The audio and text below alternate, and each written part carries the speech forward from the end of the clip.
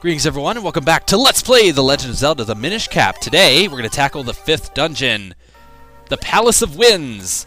We've made our climb all the way to the top of the mountain, to the top of the clouds, to the top of the tower on top of the clouds, and now we are in the palace that's on top of the tower, that's on top of the clouds, that's on top of the mountain.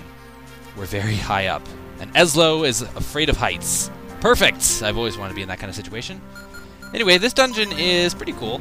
I like the idea of it. The concept of it's really neat. The music doesn't get me as much as some of the others, but it is still pretty cool. We've got a lot of switches in this dungeon, so you need a ranged weapon. We have our bow, which we can use. Newly equipped with silver arrows. Pretty much just makes them stronger, and you can hold them and charge them, much like you can do the spin attack, which makes them even stronger, so it's a pretty cool weapon to have. Now, there's a lot of P-hats in this dungeon, as well as other flying enemies, which makes sense for a flying dungeon. And we're actually going to get the dungeon item pretty early on, because a lot of the dungeon gimmicks revolve around said item. So, it's a pretty good item. I can't believe they waited until last, but whatever. We have a new enemy introduced there. It's the bomb. If you touch it, it explodes. Simple as that. See? There you go. Well, maybe the music is pretty cool. I don't know. I've always been kind of a fan of the Arabian type of music that they've used for a lot of the places in this game. It was like the idea of Hyrule being something of the sort. Anyway, we can't go there yet, and holy shit, we set our ass on fire.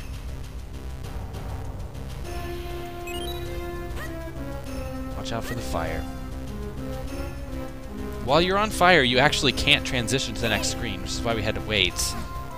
Yeah, I'm sure water vapor looks pretty comfortable.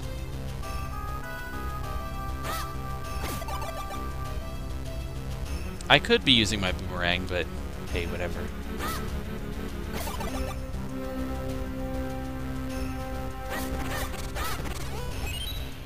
Alright, so that skull gives you bombs. Kind of a clue as to what we gotta do here. Set a bomb.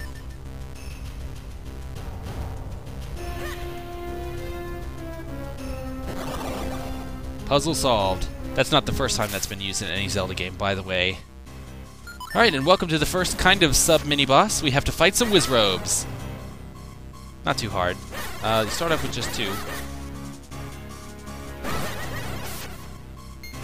The standard Wizrobe is green. All he does is shoot a wave of energy straight in front of him. Nothing else happens. There are other types of Wizrobes, and we're going to see them a little bit later in this dungeon. After you defeat the 2, 4 appear.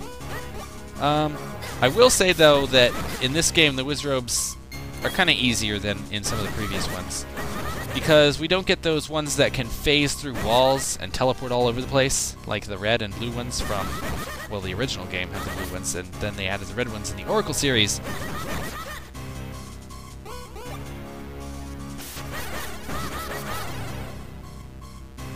Another good way to get rid of these guys, too, is to use bombs. But sometimes it takes too long for them to explode. You could shoot them with your arrows too, but it doesn't. It's better just to run at them with your sword. And there we go. We've won something. And it's the Rock's Cape. Yes, that's right. We get the dungeon item first. Rock's Cape works a lot like Rock's Cape in Oracle of Seasons. Basically, you can jump and hover. That's it. Pretty. Whoa, shit! Watch out. If you just tap it, you'll do a single jump, like Rock's Feather would do. And if you tap and hold, you will fly. You'll do this kind of a boost-up type deal. You get a little more lift out of it than you do in the Oracle series, but I don't know about distance. It's the same, if not worse. Anyway, we can use it to transition through those little trap doors. If you jump on them, they spin, you fall down to the point below. You can also use it, though, to go up these clouds. This is how we ascend the dungeon, mainly. It's kind of annoying that you have to keep hitting jump, but whatever. Yeah, I'm not even gonna try and mess with them. Now, they try to throw you off with bombs, but most of these guys you can just jump over. No sweats.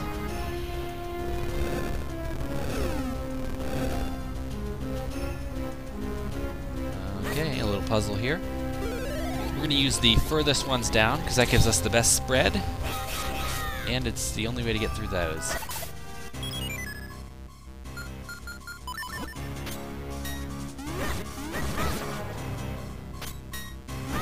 It's not like we haven't seen these guys before. There we go. Ooh, wind. Better watch out for it. I'll be sure not to lose my hat, Eslo. Worry not. Alright, so you can wait for the wind in those little holes. If you let it push you when you don't want it to, it's most likely just going to throw you off into the vast expanse of the ocean below, which is not a pretty thing to do.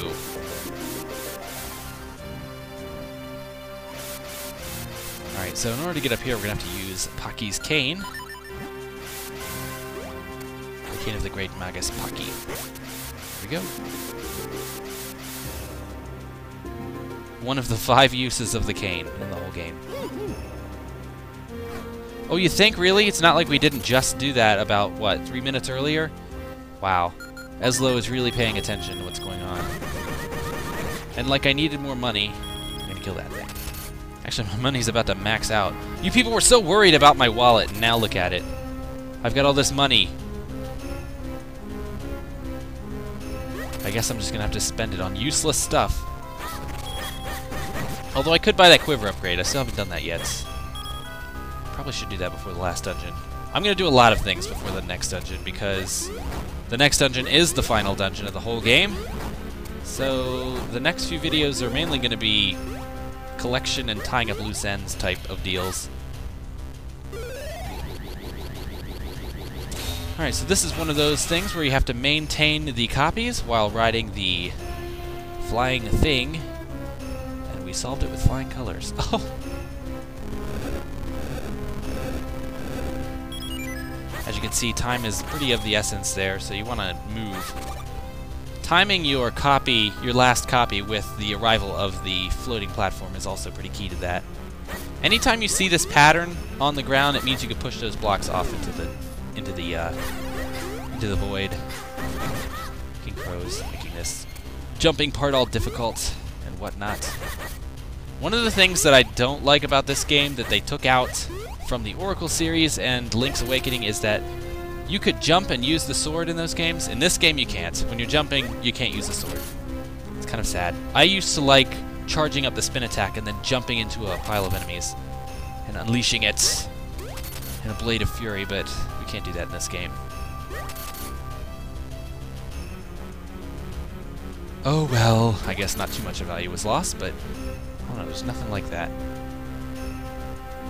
Anyway, another use of the cane!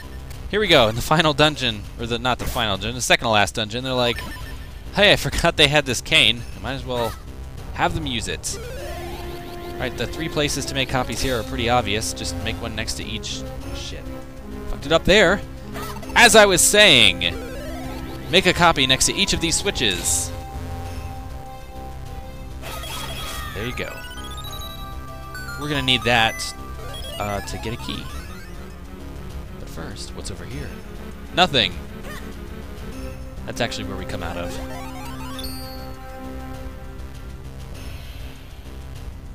Alright, so we come over here, we get a pot-pushing puzzle. It is possible to mess it up and get yourself locked here, but the way to reset it is to go back up to the Minish portal and grow yourself and then shrink back down again, and this puzzle will be reset. Anybody who's ever played Lolo would have no problem with that.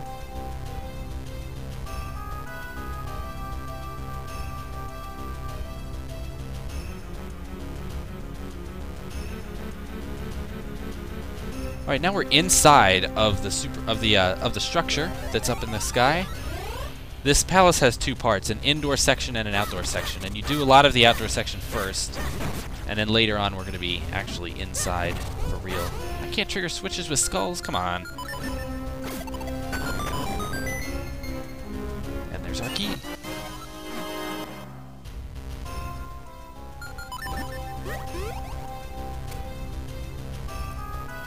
Alright, if you remember correctly, our locked door is actually right over here.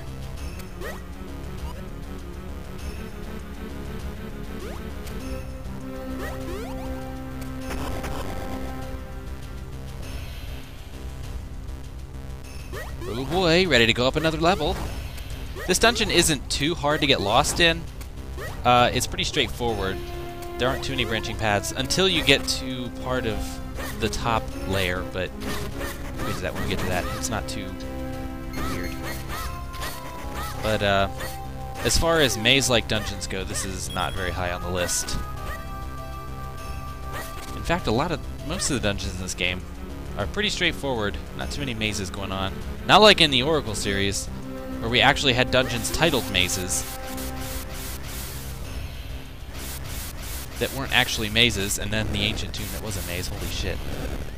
But I'm reliving memories, and that is not what we're doing right now. Watch out for the electric chews.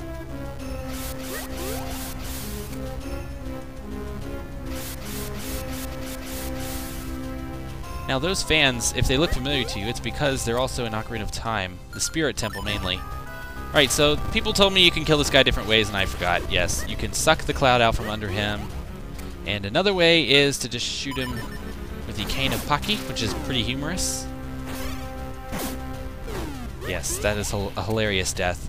The other way is you could shoot him with your arrows if you want, but I personally prefer the Cane of Paki method, although bombing them was pretty fun too. Anyway, you have to go up to the top of those clouds just to get enough momentum to make it all the way across. I tried to do a Pegasus boot jump. That is yet another thing they removed from this game. You cannot Pegasus jump. There's a piece of heart down there. And guess what? I'm gonna miss it.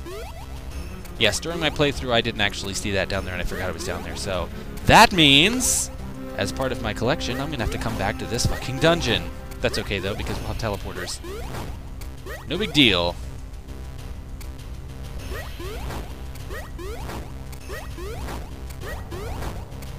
Still uncertain about whether I'm going to do all the figurines.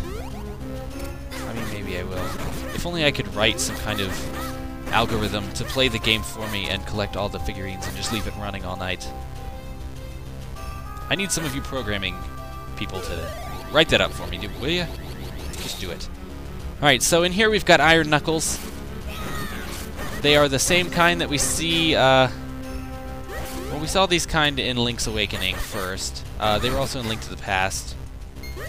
Well, I guess technically there were some in Zelda 2 also, of sorts. But they're pretty simple. Just wait for the ball to fall. And now I'm just droning on about the thing. Anyway, holy shit! There's a lot of skeletons in this dungeon. Alright, you can throw a boomerang at this guy. Get a fairy. How exciting. Can't get that yet. That is actually something we're going to get in a minute. I'm getting ahead of myself.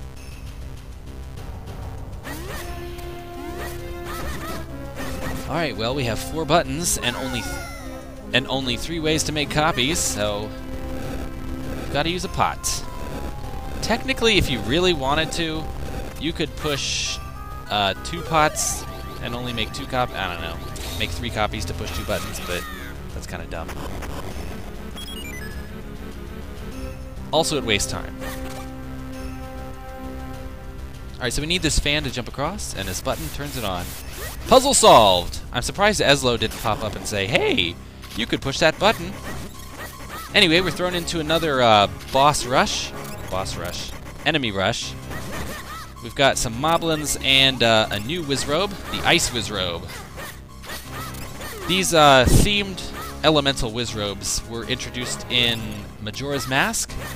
The ice guy froze pretty much the whole floor, and then the fire guy burned the hell out of him.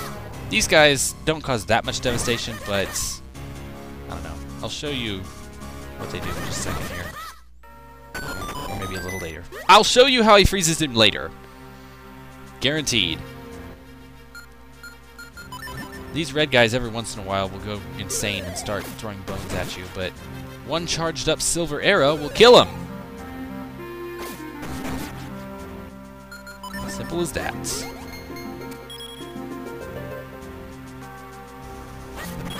Alright, we have kind of a mirror image of the room that we were in earlier. And that brings us back here. Now we can grab that key. Oh yeah. Can also grab another fairy if we're feeling weak. And I'm feeling weak. And the big key. Awesome. Now, the big door, if you didn't notice, was in that room where we fought the Iron Knuckles, right over here. Like I said, not too much backtracking in this dungeon. It's pretty straightforward. The big key, however, does not mean that we're going to fight the boss already, even though we already have the item. It means that we get to do a whole nother half of this thing. Yep, we've climbed all the way to the top of the tower, only to fall back to the bottom. And we have to fight one of these guys again. I still have found that the bombs are the best method. You can also use your Pegasus boots and charge into him. That'll usually break through his shield as well. But I don't know, I just prefer using bombs because it's just so much easier. Shit!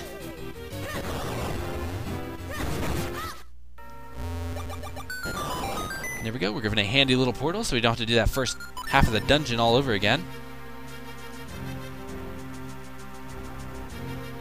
And now we're inside. Yeah, I guess we do. We have to get that element. The element that was stolen from us, by the way, so many ancient years ago. This room's a dark room. There's a map here. Not a map, a compass. The map is later. They give you the map last for some reason. There's a compass in here, and there's a few enemies, but I mean, you don't really even have to kill them because they don't do anything. Can give those. I hate him. Alright, he was doing his little spaz dance there, that skeleton. The Stalfos, if you will. But he didn't get a chance to throw any bones at us. Oh, this guy will. They're horrible at aiming, though.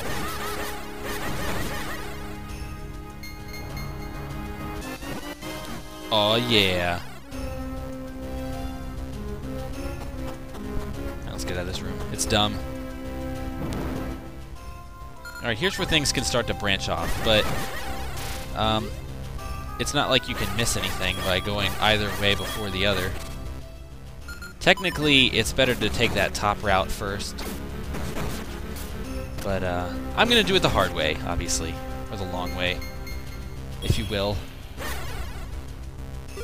Alright, so in this room, to solve this puzzle, we need to make a copy on every other tile. And we need to survive all the way down the bottom. Now, your copies can't actually trigger the cracked floors. Only you can, so that's kind of an added bonus here. The real danger is just keeping yourself from falling and watching out for those pillars. Oh, I still got hit by the rolling pin of death.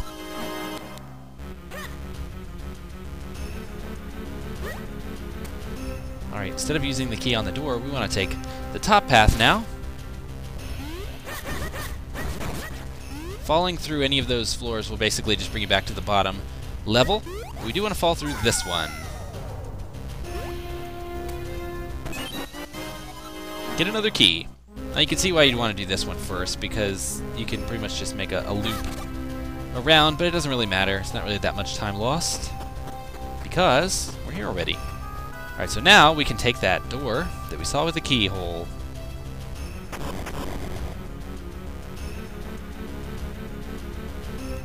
Excellent! A flying Eslo segment with bombs! Hit a bomb, you're pretty much guaranteed to fall, unless you're quick. And Eslo is not quick.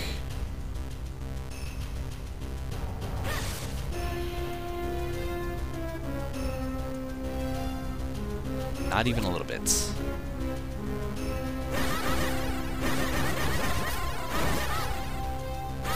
guys still take a lot of hits with the level 3 sword and everything.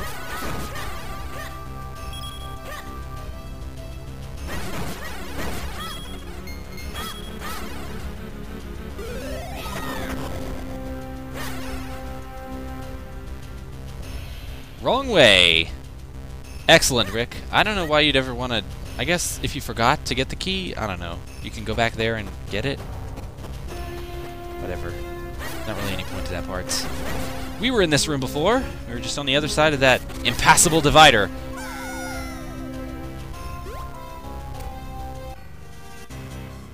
Alright, so another Wizrobe room.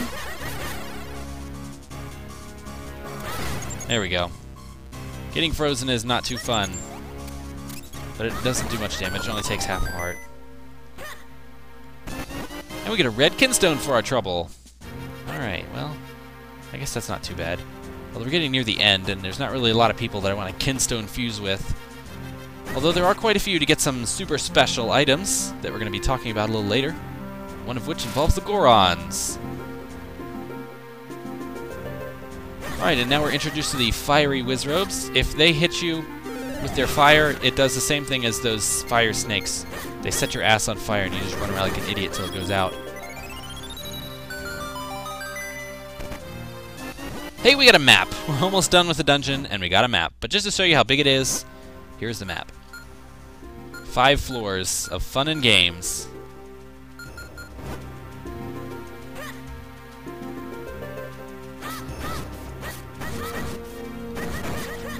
Some floor masters here. Not too dangerous. Man, I'm so excited I'm getting all this money.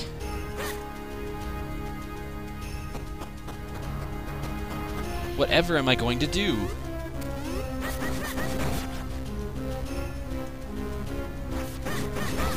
Alright, I mistakenly thought that you had to kill every enemy in this room to make one of those doors open, but it doesn't do anything. So here I am killing all the enemies in the room just for fun. And sport! Because Ezlo is a real sportsman. He loves the blood. He's got a bloodlust. It's not healthy. But, you know, he's Ezlo and we love him for it. Or somebody loves him. I know I don't. Alright, the puzzle over here is to hit the bomb at just the right time, where he explodes next to those cracked blocks. Not too hard to figure out. If you fall down, there's a good chance you'll fall 2 levels, and that's not fun. And the puzzle to open the door that I thought was triggered by killing all the enemies is actually coming over here and hitting that with a bomb. There we go. Let's go see what's in the chest! I bet it's something exciting. And by exciting, I mean pointless. It is pointless! 200 rupees. For no reason. Excellent. My enormous wallet. You know, someone brought up the idea earlier that we could use Ezlo as a storage bag for enormous rupees, and I'm thinking that we should do that. Should do that now. Alright, so that opens up the red portal, which, as you all know, means we're near a... Holy God, that... not safe for work. It means we're near a final boss of the dungeon, and I gotta say that this dungeon's final boss is one of my favorites. It's a pretty cool deal. Also, there's an example of setting the Gibdos on fire. You actually have to do it from, you know, from behind, or not. I love it when things are proved wrong as I'm saying them. Don't you? I said behind because someone said behind, but they lied to me.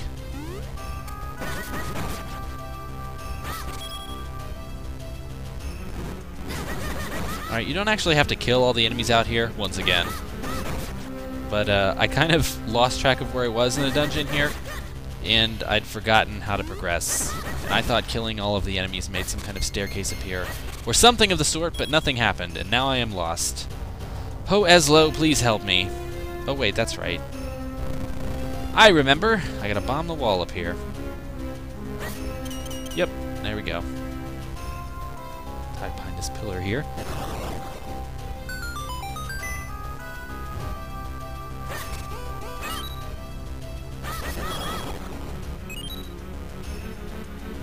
Alright, one more key to get. Ooh, be careful in here, and do not touch any of those bombs. That switch in the center will shut the door at the top, and you have to start over.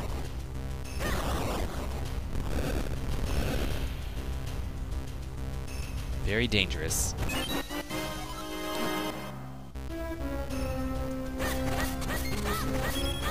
Ooh, I spy a boss door.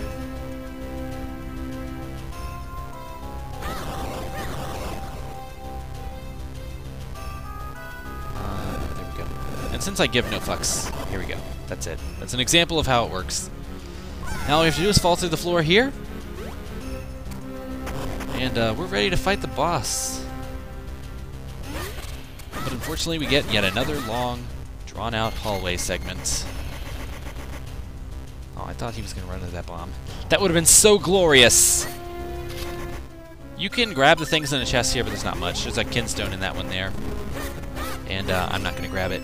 But what I am going to do is bottle up this fairy because, I don't know, I'm a little self-conscious about my life. I know that the boss of this dungeon is actually pretty difficult if you don't know what the hell you're doing. And by this point in the dungeon, I had forgotten what the hell I was doing, so I'm a little worried. Ooh. Can't just turn down a kinstone. Set my ass on fire just to get it.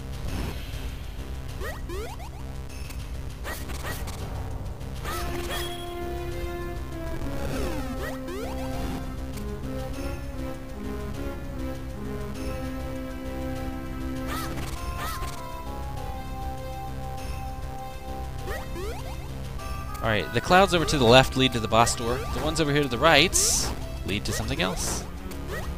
So that's why I'm going to take it first, just to show you what is over here. It's not exciting, by the way. You fooled me! I thought there were going to be goodies. It's just money, and I don't need it. God damn it. I will take this red kinstone, though. Those are nice. Alright, I've been talking about it the whole time. It's time to fight the boss. Let's get to it. Jumpity, jumpity, jump. Maybe if it just was one cloud you had to jump on and then it lifted you up. I don't know what they were thinking.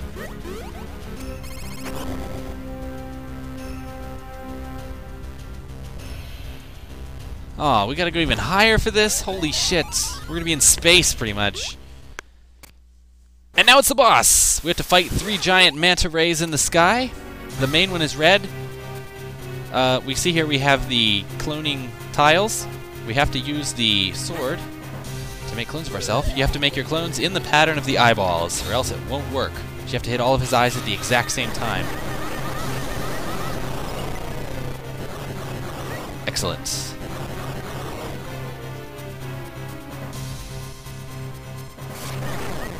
Alright, so when you jump onto the little ones, their eyes will open up randomly in one of the 4 eyes, and you pretty much just have to avoid their little tail. Much like a Skip-It toy from the 1990s.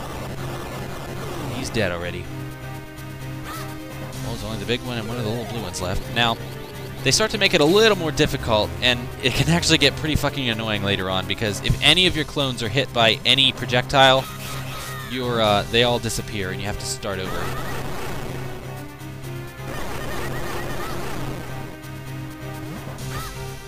Able to get him in one-shots. It's okay, though.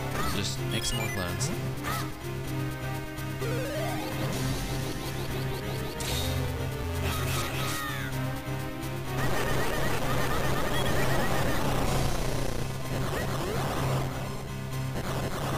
Come with me, little blue.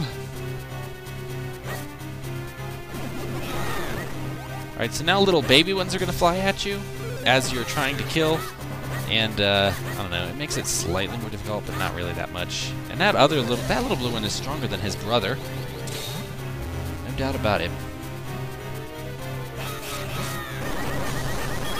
Okay, so now we're going to get little blue flying around from all different directions, making things, you know, just that much harder on us while we're trying to make our clones. Ooh, I lost it that time. Shit! I will say, though, that, like I said earlier, this is probably one of my favorite boss fights in the game. It's just so cool. The idea of it is very cool, and it's, you know, you don't see boss fights like this too much in the Zelda series. It really makes use of the cloning, you know, gimmick that they put in the game. Alright. Only one more guy to take down. That's Big Red. Are you ready? As you can see, he already taken half of my life. This is one of those bosses that, in the 3-heart run, is going to be pretty difficult to do.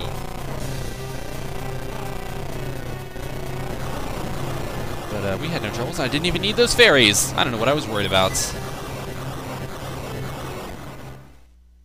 Oh, and we fell from the sky and we're not damaged at all.